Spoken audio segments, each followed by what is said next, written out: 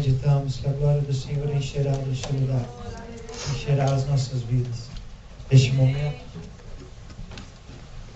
gostaria de estar convidando um amigo chegado nosso, Pastor Wesley, vai estar trazendo a palavra de Deus, encerramento dessa campanha. Bem feliz de tê-lo aqui de novo. Amém? Deixa Deus te usar e nós queremos mais derramar. Amém? Aleluia. Amém. Glória a Deus. Pai do Senhor, meus irmãos. Amém. Tá bom demais, né? Amém. Graças a Deus. Me permita começar hoje aqui, não tem nada a ver com a minha mensagem, mas enquanto o louvor estava cantando, Deus estava cantando, eu achei que seria legal passar isso para vocês, porque não muitas pessoas conhecem isso. Nós falamos muito aleluia, né? Muito. O que é fantástico. O problema é que muitas vezes a gente está falando coisas que a gente não sabe o que é, o que significa.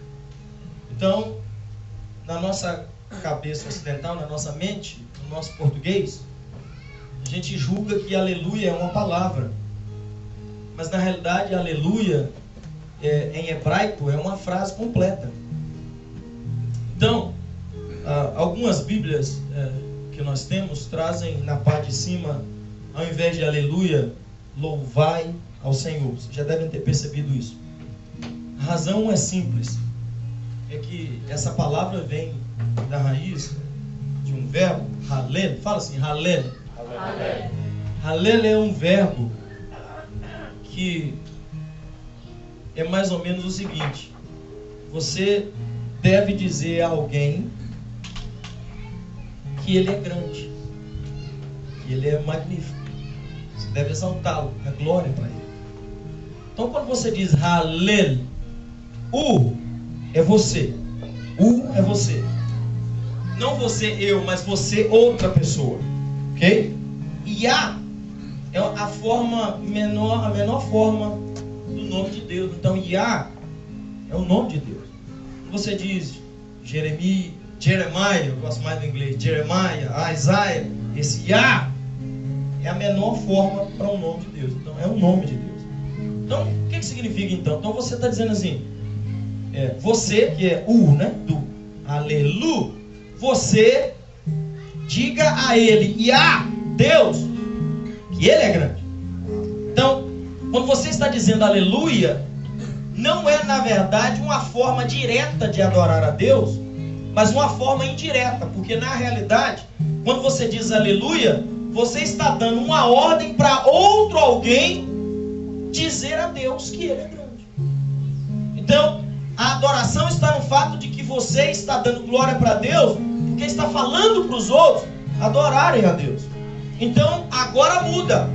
Porque se eu estiver daqui e eu disser assim, aleluia, vocês precisam dizer alguma coisa para Deus, porque eu estou dando a ordem a vocês, para vocês falarem alguma coisa para Deus.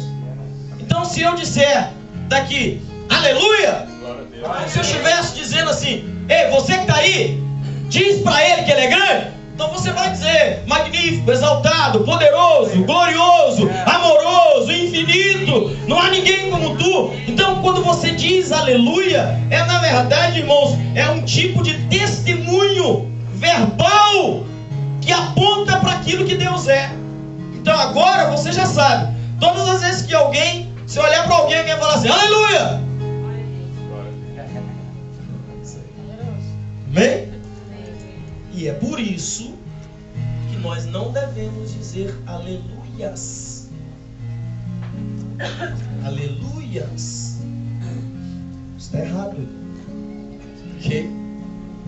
De um modo mais forte, dizer aleluias, você está pluralizando a última palavra da frase.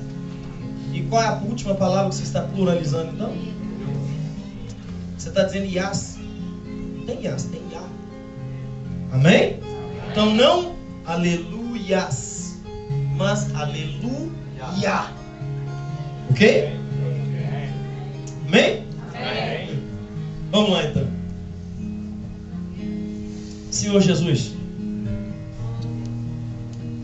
já está tudo muito bom, Senhor. Graças a Deus, graças a Ti por isso.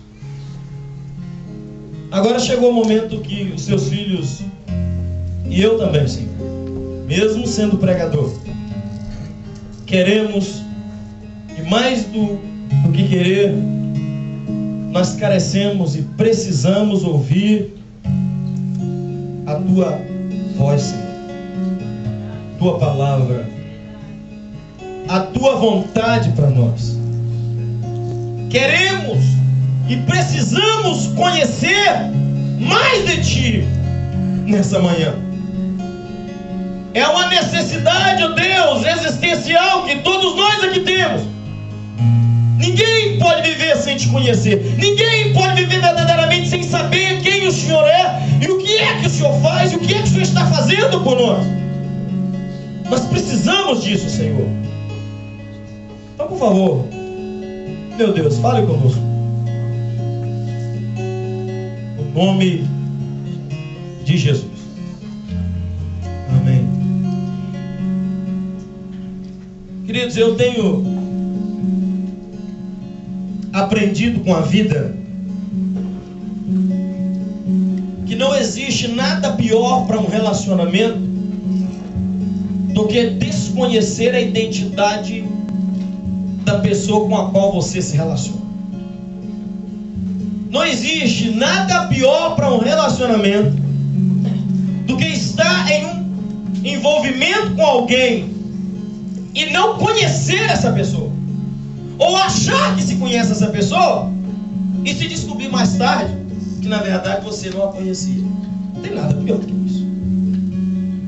É por isso que muitos casamentos param com 1 ano, 2 anos, 3 anos, 10 anos, 15 anos, 20 anos. Porque as pessoas não se conhecem. Por que você acha que às vezes nós temos problemas na igreja? Você já percebeu que geralmente as pessoas que você conhece mais, você é tendencioso a defendê-las um pouco mais? Você sabe por quê? Porque você conhece. Quando você conhece alguém, você passa então a aprender a conviver, não simplesmente com as coisas boas dessa pessoa, mas também com as falhas dela. E eu aprendi que Deus é o culpado desse negócio. Deus colocou essa necessidade em nós. Ser humano não pode viver em um relacionamento sem saber quem é o outro. Meu Deus do céu, tem coisa pior do que uma mulher não conhecer o marido? Ou vice-versa? Tem coisa pior do que um pastor não conhecer a ovelha e a ovelha não conhecer o seu pastor? Tem coisa pior do que trabalhar com alguém durante 10 anos e não saber com quem você está? Nada é pior que isso. E é por isso que muitos relacionamentos deixam de ser frutíferos, duradouros, porque não se conhece o suficiente da pessoa que está envolvida contigo. Nem Deus, isso aqui me encanta, nem Deus se relaciona conosco sem dizer quem Ele é. Nem Deus. Nem Deus. De tão importante, crucial que isso é, nem Deus deixou a gente viver no vago, no desconhecido, no misterioso, no incógnito. Não, Deus fez questão de dizer em vários lugares da Bíblia quem Ele é. Para que isso? Porque aí o nosso relacionamento,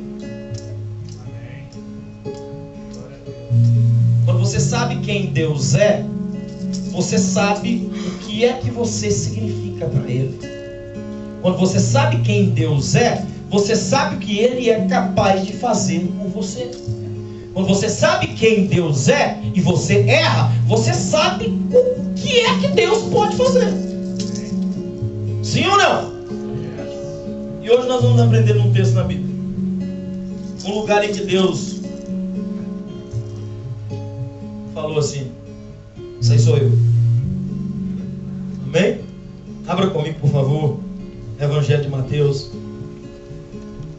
capítulo 3.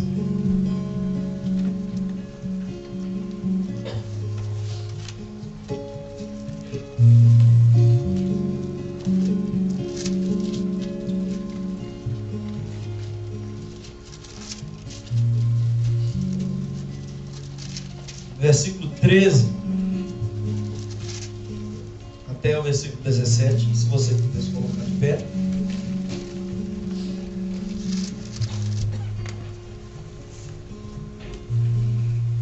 Mateus 13 a 17. Por esse tempo, dirigiu-se Jesus da Galiléia para o Jordão, a fim de que João o batizasse. Ele, porém, o dissuadia, dizendo: eu é que preciso ser batizado por ti, e tu vens a mim? Mas Jesus lhe respondeu: deixa por enquanto, porque assim nos convém cumprir toda a justiça. Então ele o admitiu. Batizado Jesus, saiu logo da água, e eis que se lhe abriram os céus, e viu o Espírito de Deus descendo com pomba vindo sobre ele. E eis uma voz dos céus que dizia: este é o meu Filho amado, em quem me comprazo. Podeis assentar.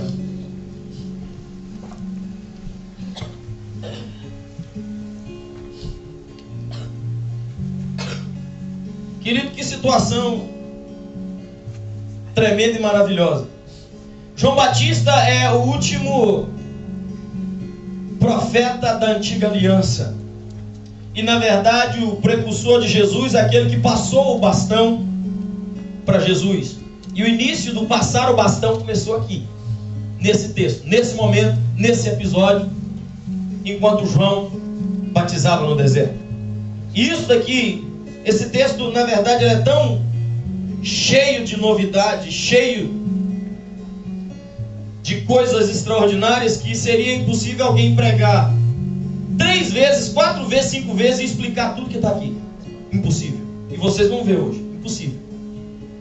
Não, mas uma coisa interessante é que João está batizando no deserto, no mesmo caráter dos profetas do Antigo Testamento, que para se afastar da sociedade depravada, em estado de degeneração e degradação, esses profetas, eles fugiam daquela sociedade caída para tentar de alguma forma estar mais próximo de Deus. Então o povo na época de João Batista, preste atenção, estava mais ou menos 400 anos sem ouvir voz profética em Israel. 400 anos de silêncio divino. Nós em teologia chamamos 400 anos de período negro, um período chamado período interbíblico, aonde não se ouvia a voz de Deus. O profetismo em Israel estava naquele momento completamente parado, adormecido. E naquela ocasião, então, quando João aparece, voltando para as verdades da lei, da Torá, e João aparece batizando no deserto, com aquela roupa, vivendo no deserto, o povo então calculou, óbvio, que era, na verdade, o início da voz profética, do regresso da voz profética.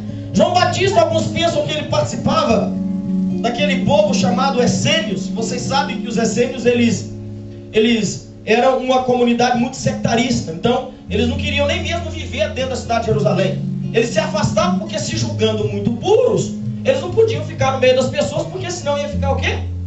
Contaminado. Então eles saíram. Alguns acreditam que João Batista fizesse parte desse povo. Esse povo é o povo que nós reconhecemos como aqueles que escreveram, ou pelo menos guardaram, aqueles rolos do Mar Morto que teve aqui em Boston, no museu, teve em Nova York, estava fazendo uma turnê aí, que são os rolos de Qumran, daquela comunidade.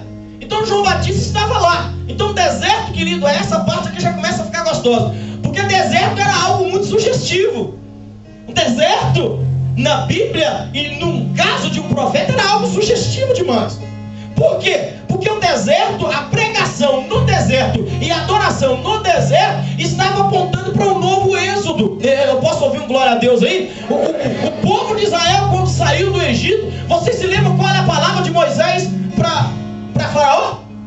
Permita que o meu povo saia para o deserto, para ali adorarmos ao Senhor. Então quando o povo de Israel sai de lá e entra para a sua vida no deserto, aqueles 40 anos que passaram ali, aquele movimento ali era o quê? Era um êxodo, era uma libertação. Então quando João Batista Batista aparece batizando no meio do deserto, o que o povo entende? Então é o novo êxodo, é o início da restauração prometida, é o início do templo do Messias. É agora que Deus vai começar a fazer as coisas que Ele prometeu para a comunidade de Israel. Esse é o tempo, essa é a hora, esse é o momento. Por causa disso, querido, a multidão afluiu. Então naquela época, todo judeu piedoso, independentemente da sua classe social ou da sua classe religiosa, ele ia até o Jordão para ser batizado por João, porque todos sabiam que João era um profeta vindo da parte de Deus. Então, coisa linda, um pregador muito conhecido aqui nos Estados Unidos, T.D. Jakes, certa feita disse que esse João e esse Jesus são caras estranhos. João e Jesus eram estranhos. E ele explicou dizendo o seguinte: esses dois, as únicas duas vezes na Bíblia que a Bíblia fala que eles se encontraram, eles estavam na água. As duas vezes. João e Jesus encontraram duas vezes. E nas duas vezes eles estavam na água. Interessante o que ele falou. Porque a primeira vez, João Batista estava no ventre da sua mãe e Jesus no ventre da sua mãe. Mas eles estavam dentro da água. Bom, agora eles se encontram de novo. E agora Jesus está descendo as águas para ser batizado por esse tal João. Só que o pregador ficou por aí. Mas aquilo me chamou tanta atenção que eu falei: peraí, não foi só isso. Aconteceram algumas coisas naquele encontro. E a coisa que aconteceu naquele encontro que me deixa fascinado é que nos dois encontros a presença do Espírito Santo tomou alguém. Você se lembra do caso de Isabel, mãe de João? Você se lembra o que aconteceu com ela? Na hora que Maria chega, João Batista começa a saltar como se fosse um cabritinho no ventre da sua mãe. O salto de alegria da criança foi tão impactante, foi tão poderoso, que a mãe começou a profetizar. E o Espírito Santo tomou aquela mulher e ela começa a profetizar. E aqui no deserto, quando Jesus entra e ele é batizado, o que acontece? Mais uma vez, o Espírito Santo desce do céu e toma e posa sobre Jesus. Que coisa maravilhosa. Deixa eu te falar, se tem alguém aqui hoje que ainda não passou pelas águas do batismo, deixa eu te falar, o dia que você passar por elas vai ser o seu encontro com a pessoa do Espírito Santo. O dia que você passar por ela vai ser o seu encontro pessoal com Jesus Cristo de Nazaré. Mas isso daqui não é nem a minha mensagem, é só uma coisa interessante que eu ouvi. Mas aí me inculca isso. Tudo estava muito bonito. Eu entendo todos indo se batizar. Todo mundo é pecador. Eu entendo se eu me dobrar aqui de joelhos e pedir perdão a Deus e me arrepender dos pecados. Eu entendo isso. Eu entendo o pastor pedindo perdão, a esposa do pastor pedindo perdão dos seus pecados. Eu entendo a minha necessidade humana de passar pelas águas do batismo, porque eu preciso me arrepender e eu preciso, de modo simbólico, expressar isso para o mundo ver e para Deus ver. Eu entendo isso. Agora eu não entendo, querido, eu não consigo entender, no meio daquele monte de tralha, no meio daquele monte de pecador, no meio daquele monte de imundícia, Jesus aparecendo no deserto para ser batizado por João. E isso a minha mente não consegue captar. Eu não consigo entender o negócio dele. Mas pecador tem que ir para a água mesmo. Pecador tem que confessar. Pecador tem que se arrepender. Agora, Jesus Cristo de Nazaré, o único santo, o único verdadeiro, o único que não pecou, o Rei de Deus, eterno, Criador dos céus e da terra, mantenedor do universo, que segura tudo com o poder das suas mãos. Eu não entendo Jesus ir ao deserto como se fosse simplesmente um judeu piedoso entrando por aquela água para que então ele fosse purificado. Não precisava disso. Para quê? Para ser reconhecido pelo povo? Não, ele não precisava disso. O que Jesus estava fazendo lá? Irmãos, aquilo foi tão forte que quando ele chega, João Batista fala: para. Segura aí, Jesus, porque toda vez que o Senhor aparece, acontece um negócio estranho. Da última vez o Senhor apareceu e eu fiquei quicando igual uma bolinha de ping-pong, tá? E a minha mãe ficou doida lá e começou a falar um negócio que eu não estava entendendo nada. Agora o Senhor aparece de novo, peraí, me permita sair da água. Vem o Senhor, entre na água e depois eu vou entrar para que eu seja batizado por ti. E não o contrário.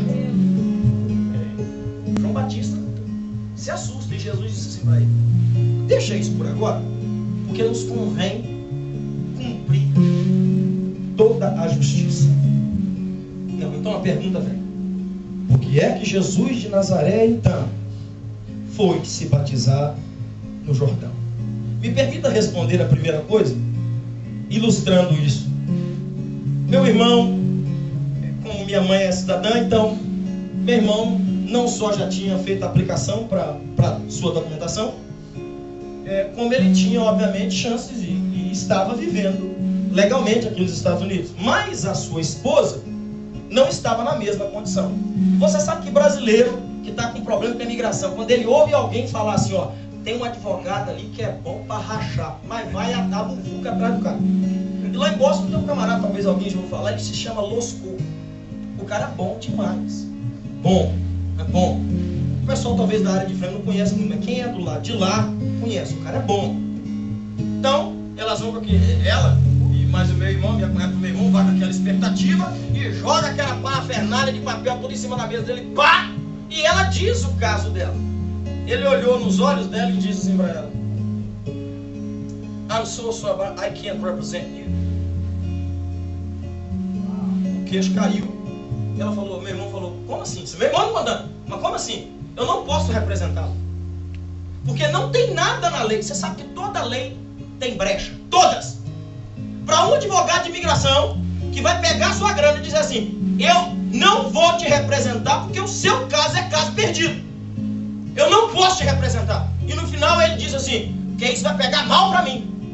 Presta atenção nisso aqui. Esse era o cara bom.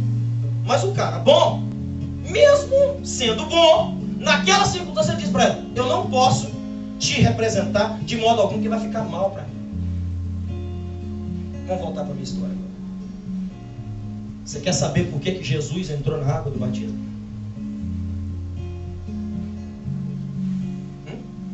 Quer?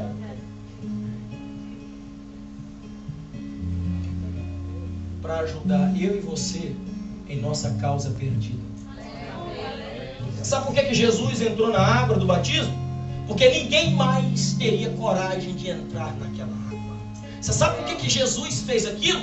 Porque ninguém mais, mesmo que quisesse, poderia representar você.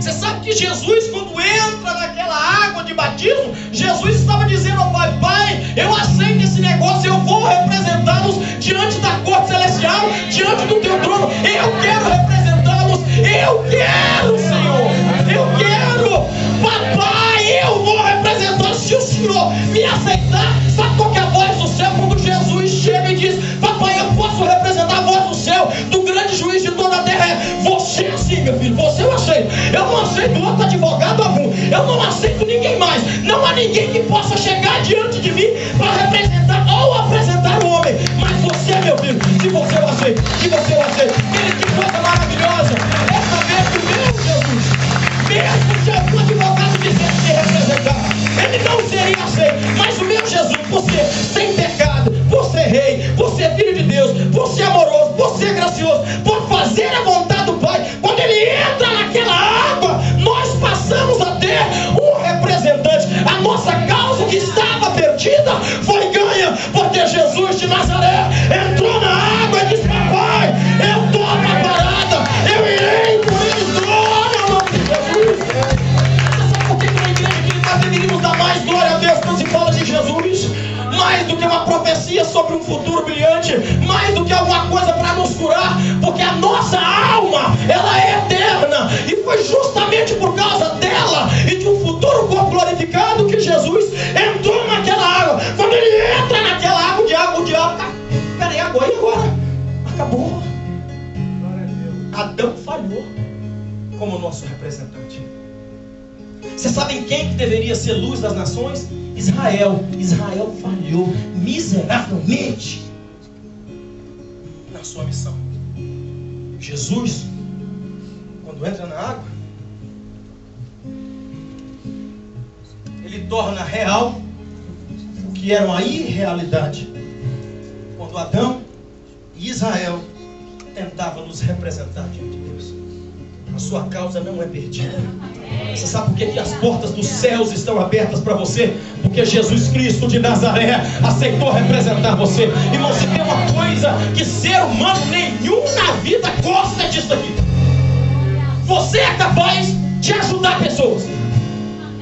Não, tem gente que não ajuda de jeito nenhum, não é? Tem gente que não pode ajudar nada. Mas você é capaz de Mas se a sua ajuda implicar o seu nome para baixo, você não faz não. Não faz não. Se a ajuda que você for dar para outra pessoa for colocar o seu nome, a sua dignidade, a sua honra para baixo, você não faria não. Pois é, agora eu quero que você imagine isso aqui. Jesus, no início do ministério dele, descendo o vale, no meio daquele monte de pecadores, como um qualquer, como um Zé Ninguém, como um mero pecador, como mais um, para ser batizado por João, só para entrar na água e representar você. Jesus desceu para que você subisse. Jesus se humilhou para que você fosse exaltado.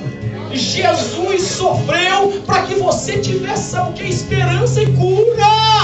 Jesus chorou para que no futuro você pudesse sorrir, mas um sorriso, uma alegria verdadeira, não coisas efêmeras, passageiras, só por causa de uma coisinha que aconteceu ali e outra colar. Não, quando Jesus entra naquela água, ele estava dizendo: eu representarei o homem diante do meu Pai eternamente. Agora, aquilo que o homem não tinha, tem na minha pessoa, porque eu aceito o desafio. Podem falar de mim, podem me caluniar, podem falar que eu sou endemoniado, como chamaram Jesus de endemoniado, podem dizer que eu sou fominha, que eu sou beberrão, podem dizer que eu sou amigo de pecadores, mas por causa deles eu aceito esse negócio. Eu me despido da minha glória para entrar nessa água, para representar o homem, para que ele fosse salvo. A Jesus a honra, a glória, o louvor para sempre, porque ele me representou.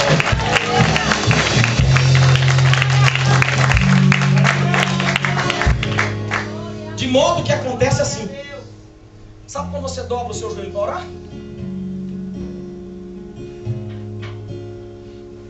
Espírito Santo faz uma peneira naquelas suas palavras. É uma peneira que representa os céus. Quando a sua oração chega, quem é que você acha que encosta no Pai e diz: papai, esse aí eu represento? Quando nós estamos na nossa miséria, no nosso fracasso, no nosso choro, quando nós clamamos ao céu, você sabe por que os céus ouvem a nossa voz? Porque Jesus está à destra do Pai, porque Jesus entrou naquela água de batismo e aceitou ser o nosso representante. Que coisa maravilhosa é saber que quando eu estou orando aqui, o fato da minha oração ser aceita, porque Jesus está no céu dizendo para o papai: papai, pode aceitar, porque isso aí é meu, pode aceitar, não é porque é bom, mas olhe para mim, papai. Irmão querido, homem nenhum consegue convencer a Deus, homem nenhum consegue mexer com a gente. Olha, irmão, a gente fala isso, mas isso aqui, querido, isso é expressão de linguagem. Você vai mexer, ninguém mexe com o coração de Deus. Nenhum homem é capaz de fazer uma coisa que Deus fique embaixo da cara de estupefato, como se não soubesse, como se fosse uma coisa fora do comum. Uau, ele fez isso por mim. Não, querido, ninguém consegue fazer isso. São expressões que a gente usa, não tem problema usar. Mas peraí, teologicamente falando, você acha que algum homem consegue impressionar Deus? Não consegue não, você sabe por quê? Porque tudo aquilo que você faz, tudo aquilo que você conquista, é o próprio Deus que te deu capacidades para conseguir progressar. Então significa que Ele sabe o que Ele te deu. Então Deus não se impressiona com isso. Agora, sabe com que Deus se impressiona? Quando alguém se dobra e fala assim: eu agradeço pelo representante que eu tenho, papai. Eu agradeço porque se não fosse pelo teu filho, o Senhor não ouviria as minhas orações. Eu agradeço porque se não fosse pelo teu filho, a minha família não tinha os cuidados que ela tem. Eu agradeço, papai, porque se não fosse pelo Senhor, pelo teu filho, os meus pecados não poderiam ser perdoados. Quando Jesus entra na água, ele está dizendo: eu representarei o homem. Glória a Deus. Mas essa próxima agora, para mim, foi mais difícil do que a primeira. O que Jesus fez, o segundo motivo de Jesus ter entrado pelas águas batismais, para mim, essa daqui mexe bastante com todo o meu ser, em todos os aspectos e sentidos possíveis que você possa imaginar. Não, por quê? Primeiro, ele nos representa. Uma coisa, querido, é você chegar aqui e falar assim: eu estou representando esse tralha, esse cara que pisou na bola pra caramba, mas eu estou aqui para representá-lo. That's one thing. Agora, a segunda coisa que Jesus fez, aí o negócio, aí ou você é crente mesmo, ou vai ter que queimar no inferno mesmo por causa dessa daqui. Por causa dessa daqui. E é sério, você vai ouvir, é sério. Essa é séria. Jesus, quando entra na água,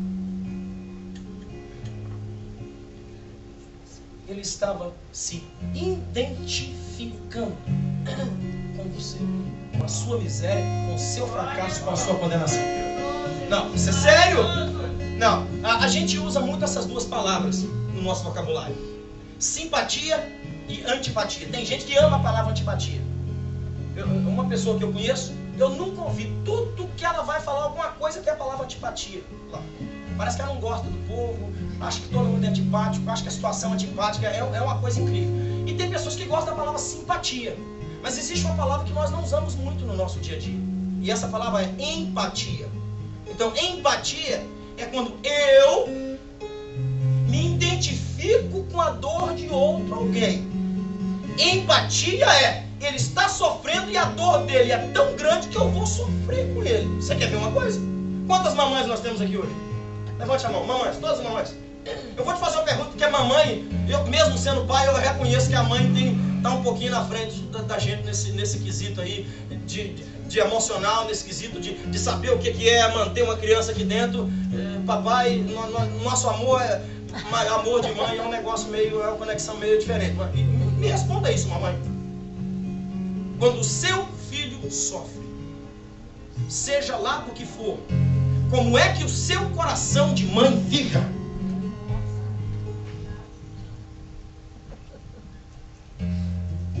Você pode estar no Japão, o seu filho aqui na América, ou no Brasil e ele na África. Alguma coisa acontece com o seu filho, a empatia é automática. Pá! Você simplesmente sente que é seu. Agora você quer ver? Essa daqui dói. Agora, quantas mães aqui que responderam que sente na hora isso, chora e sente da mesma forma quando o que aconteceu foi com o filho da outra?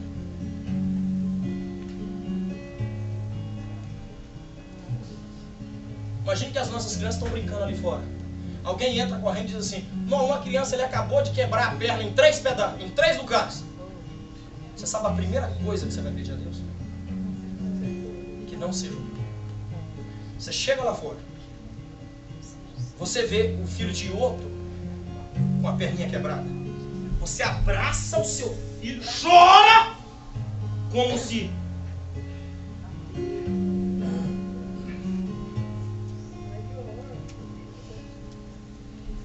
Volta para minha história. Quando Jesus entra na água, ele não entrou na água para filho dele. Ele entrou na água para transformar os pecadores em filhos. Quando Jesus entra na água, ele entrou na água por um monte de tralha, querido. Quando Jesus entrou na água do batismo, ele entrou na água por causa do seu fracasso e do seu pecado.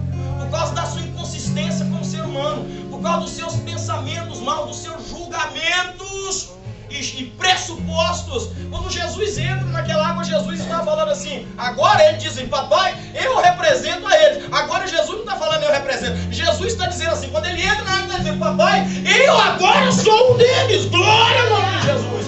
Jesus, quando entra na água, ele tem uma empatia do nosso sofrimento, da condenação que nos estava proposta. Quando Jesus entra na água, o inferno enlouqueceu, Satanás ficou endemoniado. Você sabe por quê? Porque naquela hora, o maior medo que ele tinha é que acontecesse aquilo. O primeiro Adão falhou, o primeiro Adão ele conseguiu, mas o segundo Adão entra na água e fala assim: papai, agora eu sou como um Deus. Agora, papai, a oração que se fizer na terra, o Senhor pode ouvir, porque há uma parte do Senhor aqui.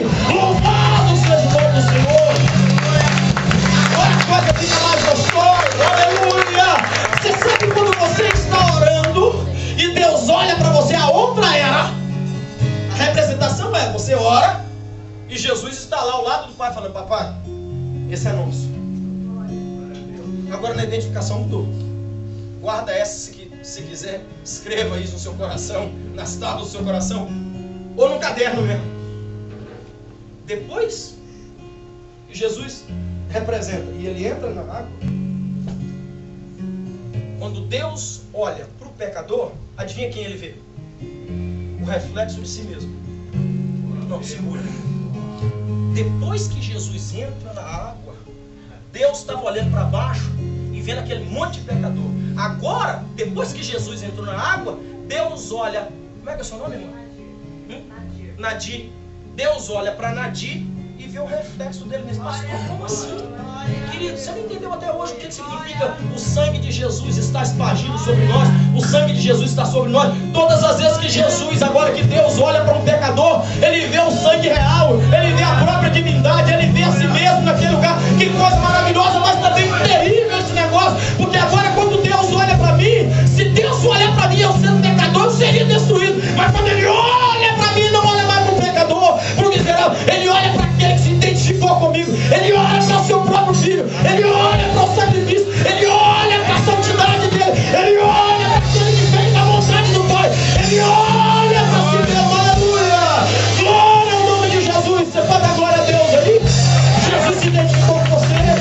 Jesus agora quando Deus olha para você,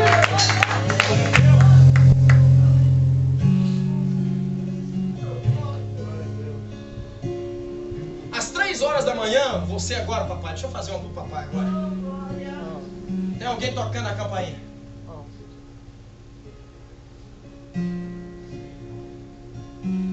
Você desce, 3 horas da manhã, ainda meio adormecido, puxa a cortina, dá uma olhada e vê uma pessoa que você não reconhece.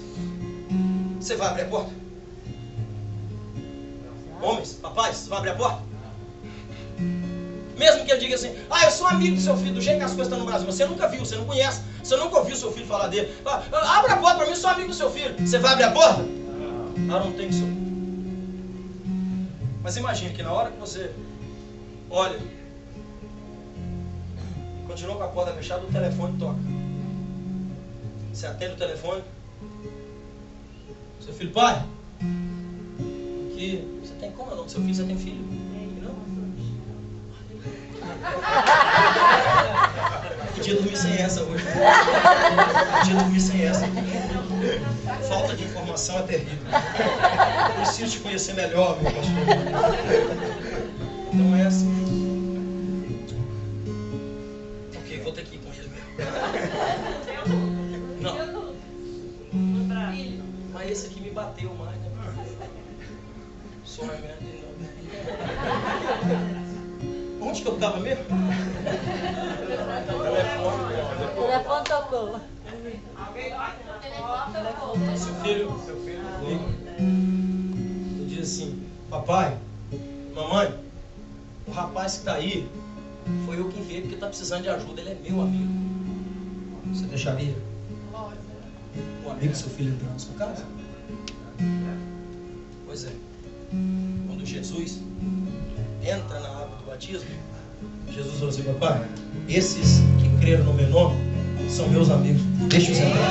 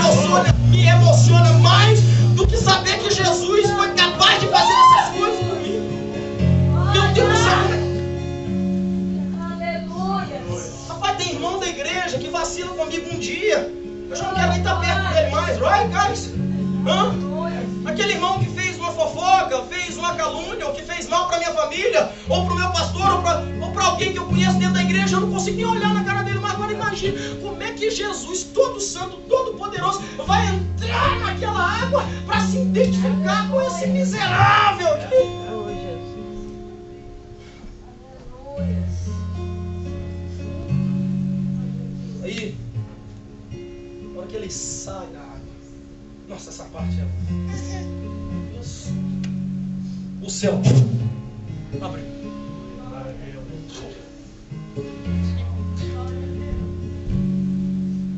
O céu. Permita lembrar alguns lugares na Bíblia onde os céus se abriram. O céu não se abre por acaso. Em Ezequiel capítulo 1, no versículo 1, Ezequiel fala assim: olha, estando eu e meus exilados junto ao rio Quebar, tive visões de Deus e vi os céus abertos. No meio do exílio, que ainda na verdade não tinha iniciado para todo o povo de Israel, mas Ezequiel já tinha ido em uma das deportações, em uma das duas deportações para a Babilônia.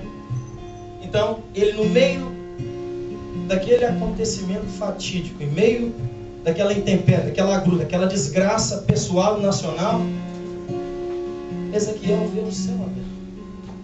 Na época da primavera, céu aberto na época da primavera, era Deus com os céus abertos falando: ainda há esperança para vocês, eu ainda vou restaurar. Então, céu aberto, restauração, céu aberto, Deus ainda está te dando esperança.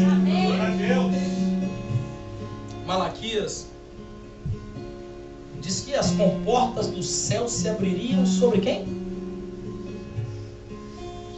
Sobre quem fosse o que, gente? Dizimista e ofertante fiel. Quer céu aberto na sua vida financeira? Dizimista e ofertante fiel. Pare com essa tralha no ano de 2014. Deixe Deus abençoar a sua família. Deixe Deus alargar a sua tenda. Deixe Deus abençoar a sua saúde, seu casamento, seus sonhos, seus projetos, pelo amor de Deus. Deixe as comportas do céu se abrirem. Seja fiel. João 1, Jesus olha para o céu e diz assim: eis que vejo os céus abertos e os anjos de Deus descendo e subindo sobre o Filho do Homem. De que Jesus está falando? Que os céus vão se abrir quando ele voltar. Quando ele voltar, os céus vão se abrir. Jesus está falando da volta dele. E Jesus está falando: isso eu já vejo. Em outras palavras, isso já é real. Irmão, preste atenção nisso aqui, que isso aqui é uma coisa interessante. É meio filosófico, mas é uma coisa interessante que você tem que pensar. Na minha história, a volta de Cristo está no futuro. Ok? É algo do porvir. Right? Na história de Deus, o que nós consideramos futuro é simplesmente um acontecimento que já é real. A circunferência de um anel, de uma aliança, pelo menos como essa aqui, é infinita. Não tem começo, não tem meio, não tem fim. Quando você quiser falar sobre a eternidade de Deus, isso aqui é a melhor coisa que você pode fazer. Não, se isso daqui não tem começo, não tem meio, não tem fim, significa que esse whole é tanto presente, passado e futuro, porque Deus está fora do tempo e do espaço. Então, para mim e para você, existe uma época em que o acontecimento virá. Para Deus, Ele já veio. Deus já viu. Então, em Atos, Estevão, no pior momento da sua vida, estava prestes a morrer, bem próximo da morte. A Bíblia diz que ele abre os olhos. Quando ele olha para o céu, o que é que ele vê?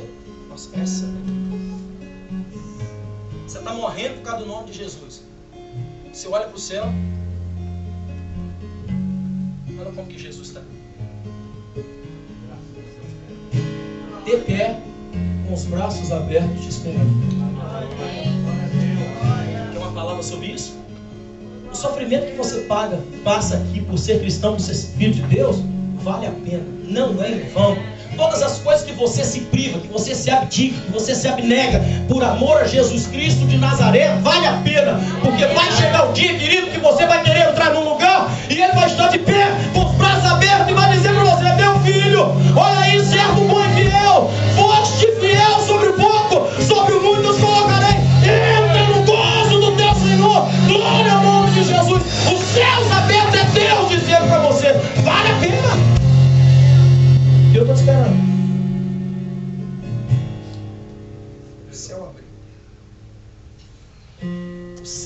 abriu. E eu disse a você que o céu não se abre à toa, certo? O céu abriu, desce o Espírito Santo. Como uma pomba, tá? Não é uma pomba, tá, gente? Jesus não viu uma pomba. Ele viu o Espírito em forma, é uma símile, em forma de pomba que veio e pousou sobre Jesus. Para que o Espírito Santo pousar sobre Jesus? Bom, em primeiro lugar, o Espírito Santo pousando sobre Jesus era a identificação do início do ministério messiânico de Jesus Cristo de Nazaré. Aquela chegada do Espírito era a unção do Espírito Santo sobre a vida de Jesus. Então, nesse caso, aquele tipo de unção, ninguém mais recebeu, somente Jesus, que era o Messias. Right? Mas segura aí. Secundariamente, aquilo significa a descida do Espírito Santo sobre aqueles que se tornaram filhos de Deus através da fé naquele que entrou na batismo. Então, quando eu creio em Jesus Cristo de Nazaré, naquilo que ele fez, significa que o Espírito Santo, vamos lembrar Atos, cumprindo-se o dia de Pentecostes, estavam todos reunidos no mesmo lugar. De repente veio do céu um som como de um vento veemente e impetuoso e encheu toda a casa onde estavam assentados.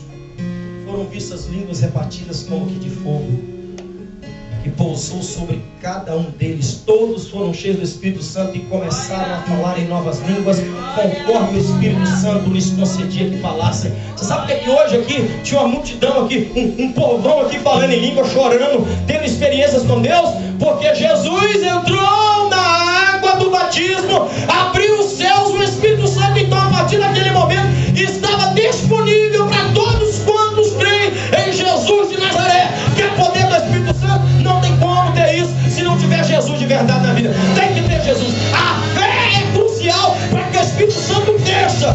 Quem tem ele, levanta a mão e dê um glória. Deixa eu ver. Quantos aí tem o fogo do Espírito de Deus na vida? Aleluia! Por que é que nós temos isso? Por que é gostoso sentir isso? Alguém às vezes pergunta, pastor, por que eu choro quando eu estou sentindo aquela presença? Rapaz, eu vou te explicar o dia, eu não consigo explicar nem para mim, vou explicar para você. Eu vou lá explicar como é que eu choro. Eu só choro porque tá bom para rachar, porque tá gostoso demais, porque é um negócio que eu não sinto em outro lugar. Minha mulher não me faz sentir aquilo, minha mãe não me faz sentir aquilo, o pastor não me faz sentir aquilo, nenhum amor, nenhuma emoção, nenhuma conquista me faz sentir aquilo. Aquilo que eu sinto na presença do Espírito Santo de Deus é único e a minha estrutura existencial carece daquilo. E é por isso que eu dou glória a Jesus, porque é o dia de Jesus. O céu.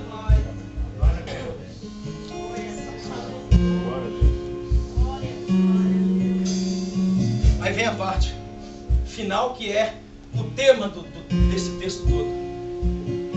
Depois que o céu se abre, o Espírito vem, aí vem a voz do céu. Que coisa linda. A voz diz assim: esse é o meu filho, em quem me comprazo, em quem deleita a minha alma. Ou, em português mais claro, em quem me agrada. Quem me agrada. Agora vem a surpresa. Lembra que eu disse que tem tanta coisa nesse texto? Essa palavrinha, esse é o meu filho, é de um salmo que nas formas literárias da Bíblia nós aprendemos que é um salmo de realeza. O que eram esses salmos de realeza? Eram aqueles salmos que eram cantados e ditados quando um rei ia ser entronizado, ia assumir o trono. Alguém pode colocar uma cadeira aqui para mim, por favor? Uma cadeira, please.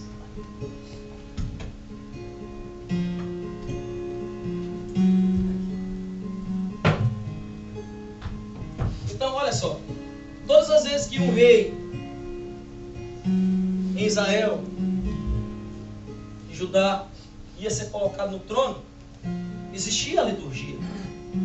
E esses salmos litúrgicos de realeza eram cantados quase que sempre, somente nesta ocasião. Então, volta um pouquinho para a minha história. Então, o que está acontecendo? Segura, porque essa é gostosa também. Na teologia nossa e no nosso dia a dia bíblico, nós coroamos Jesus depois que ele morre e ressuscita. Aí é que nós falamos, Jesus foi coroado depois da morte, depois da ressurreição. Mas vocês se lembram que eu disse para vocês que para Deus não tem presente, nem passado, nem futuro? Então, o que a gente considera como coroação lá, Deus considerou aqui. Salmo 2,7 assim: tu és o meu filho, eu hoje te gerei. Você sabe o que Deus está falando? Você é o príncipe. Meu príncipe que vai subir ao trono agora e se transformar rei. Quando Deus diz no batismo de Jesus, este é o meu filho, Ele estava dizendo, este é o vosso rei, humanidade. Esse é o rei de vocês. Agora, a partir desse momento, Ele estará sentado na sede do Supremo Tribunal Celestial, com a coroa na sua cabeça e com o cetro de rei nas suas mãos. Então agora, não é um simples homem que entrou naquela água e saiu. Quando ele sai daquela água de batismo, que ele representou a humanidade, ele se identificou com a humanidade, ele passou então, se tornou então o rei dos seres humanos, o rei de Israel, não, o rei da humanidade completa, de modo que vai chegar o dia que esse Jesus, que hoje você adora por vontade, hoje você adora por voluntariedade, você dobra os seus joelhos, vai chegar o dia que aqueles que não querem dobrar o joelho de jeito nenhum, vão ter que dobrar, e vão dobrar para ir para o inferno, é dobrar, para ter um escape, não é dobrar, olhar para ele e dizer, verdadeiramente tu és o Filho de Deus, verdadeiramente tu és Senhor. Mas eu e você não precisamos esperar esse tempo, nós já sabemos que hoje, agora, nesse momento, na hora que ele entrou naquela água, e ele sai dela, ele se torna rei da nossa história. Louvado seja o nome do Senhor. Querido, a maior promessa do Velho Testamento foi dada a Davi. Olha, Davi, não faltará sucessor que se assente no teu trono. Eu vou te perguntar, tem rei em Israel hoje? Tem algum rei reinando em Israel?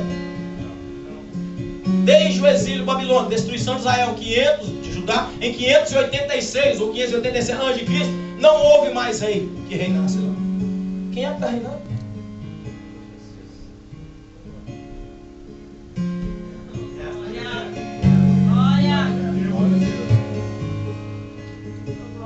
O que isso muda para mim? Muda que quem você serve é rei. Um rei benévolo, longânimo, bondoso, gracioso, perdoador, sustentador, que mantém, que segura pela mão, que reparte as riquezas do seu reino. Jesus é isso, rei. E a outra parte é, em quem me comprazo. Vem de Isaías 42, um texto que a gente intitula de O Servo Sofredor. Diz assim, Isaías 42, verso 1. Esse é o meu servo a quem sustento, meu escolhido, em quem me comprazo. Porei sobre ele meu espírito, e ele regerá as nações. Vem de lá. O que está acontecendo no batismo, vem de lá. Tudo tinha que acontecer. Por que ele tinha que cumprir a justiça? Porque ele tinha que passar por esse processo, por minha causa e por você. No plano salvífico da redenção, tinha que acontecer essa passagem de Jesus pelo batismo. Jesus precisava se batizar porque precisava de perdoar, ser perdoado de pecado. Jesus precisava se batizar porque Jesus precisava consertar alguma coisa na vida. Jesus precisava se batizar, como dizem por aí, para limpar a alma. Jesus precisava se batizar para fazer um descarrego. Jesus precisava se batizar para se tornar melhor. Jesus precisava se batizar para ser Deus. Jesus precisava se batizar para ter a comunhão que ele tinha com o Pai. Não, e sim ao mesmo tempo. Não, porque ele já era o que nós achamos que nós almejaríamos ser. Mas para que ele fosse realmente filho, ele tinha que fazer completamente a vontade do Pai. Deixa por agora. Vamos cumprir toda a justiça. Isaías 42, 1 é a mensagem do servo sofredor. Ele não é só o rei que está sentado na cadeira com você. Ele é o rei que tem empatia. Ele é o rei que sofreu com você. Ele é o rei que chora com você. Ele é o rei que está com você no seu momento de dor. Não é só o rei das festas. Não é só o rei da balada. Ele é o rei da dor. Ele é o rei do sofrimento. Ele é o rei daquele momento de inconstância na vida. Ele é o rei daquele momento de perda na sua vida. Todos nós temos perdas e teremos perdas. E sabe o que vai acontecer? O servo sofredor, esse do batismo, vai estar lá naquele momento com você. Às vezes, sua mulher não vai poder ajudar muito. É bom, ela está ali, aquela presença é legal. Mas se tem uma coisa que ela não pode fazer, é penetrar na tua alma, penetrar na divisão do teu espírito, é penetrar no teu coração, na sua consciência, no seu subconsciente, e trazer paz que nenhum homem consegue entender. Ninguém pode fazer isso. Agora, sabe quem pode fazer? O Jesus, o Davi da nossa história, o nosso rei eterno, o sofredor que me amou, aquele que está sentado lá no céu agora, olhando para nós e falar: papai, aqueles lá, eu represento aqueles lá, tá vendo, papai? Aquele povo que está se reunindo lá no The Home Church em Mauro, pois é, papai, eu me identifico com eles, papai, eu me identifico com eles, eu sei qual é a dor, eu sei do problema, eu sei da dificuldade, eu sei das falhas, eu sei do pecado, papai, aquilo lá é meu povo, aleluia! Você pode ter manifestação da glória a Deus. Você pode ter manifestação da glória a Deus. Glória a Deus, glória a Deus, glória a Deus, glória a Deus, glória a Deus. Adora o Senhor, dê um momento para Ele. Dê um momento para Ele, dê um momento para Ele, dê um momento para Jesus. Glória, glória, glória, glória, glória.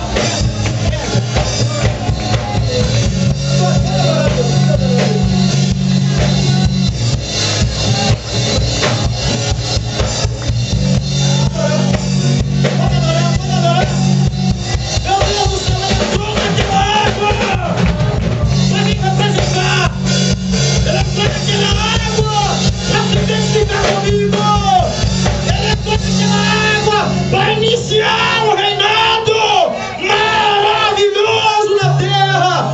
Ele entrou naquela água porque viu a minha insensatez. Ele entrou naquela água porque viu o meu pecado. Viu que eu estava fadado ao fracasso, à derrota. Ele entrou naquela água para dizer ao Pai que agora o ser humano tem alguém que pode representar. Que agora o ser humano tem alguém que se identifica com ele. Mesmo sem pecado algum, ele se identificou conosco.